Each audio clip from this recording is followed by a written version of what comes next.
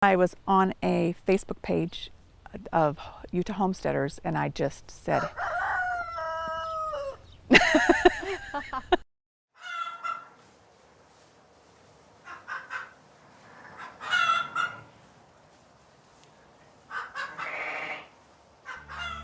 My name is Avelie Muhlstein and I am a new homesteader. I grew up in the city and on the West Coast, and my husband and I moved to Utah, and after about 10 years had a chance to buy some property and decided it would be a neat adventure. We have 7 kids and they're all old enough to work outside, and so we thought it'd be a good opportunity for them to learn some skills and for us to learn some skills too.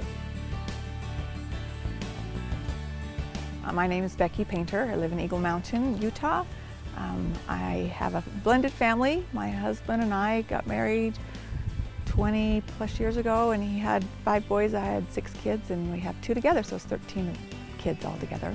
We adopted a little girl from foster care that is medically fragile, and her body doesn't process a lot of things.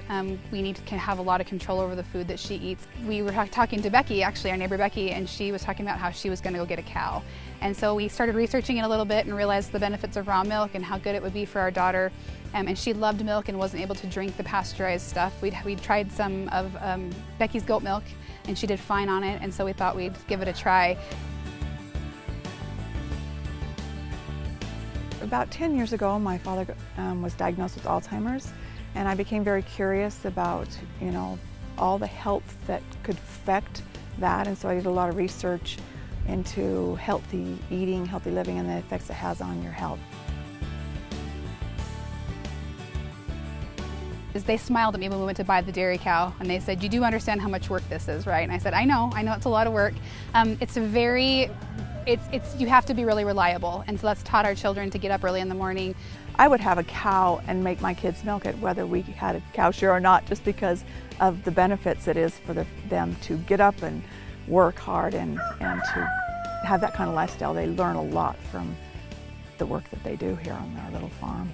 Prior to 2015, an individual in Utah who owned a cow would have to dispose of a lot of the excess milk that they had. It was more than their family could have, it was more than they could give away. So they either used it for any other farm animals that they had, or they just have to dispose of it entirely. It's just a big waste, not only of the milk, but of an opportunity to partner with and share with others who might be interested in buying it. When we changed over to our Guernsey cow, she produces close to 5 gallons a day. And when we got that excess, we realized that we gave it to the chickens at first, and then my husband said, well, is there any reason that we can't find a way to share this with people? Well, we first got the cow, we would drink the milk ourselves, but the rest of the milk, because our cow produces anywhere from 3 to 5 gallons a day, we got pigs, and they would drink the rest of it because we can't give it away. It was illegal to do that. In 2015, Libertas Institute partnered up with several small food producers from around the state, and together we were able to persuade the legislature to adopt what's called a herd share law, which allows an individual who owns a cow to go in on that investment with a few other families to offset the significant expense and together pay for the milk and even the meat from the cow or the goat or those other animals that they want to partner with together, rather than having only one family bear the huge cost of buying something like a cow.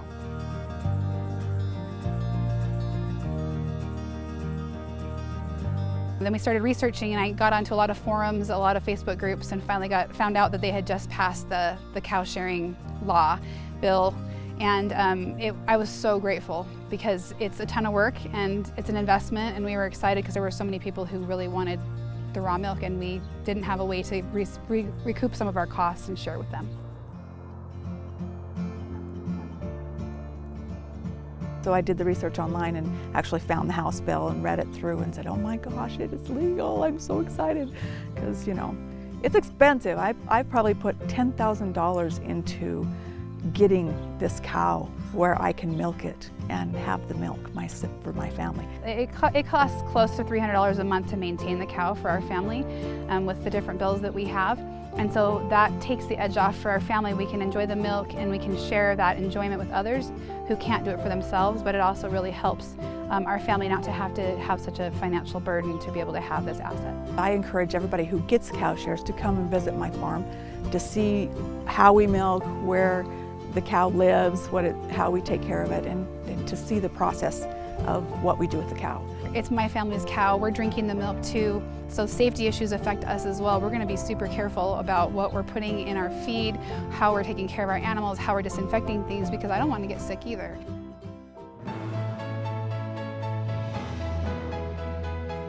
This country was established on the principle of liberty and the principle that people are capable of making decisions for themselves. They're capable of taking care of their own families, of providing for themselves. I have a right to property. It's a constitutional right. And because of that right, I should be able to do the things that I need to with my property. I'm not abusing anyone, I'm not hurting anyone, I'm not damaging anything, I'm being kind to my animal, very kind to my animal. It should be our right to drink this milk.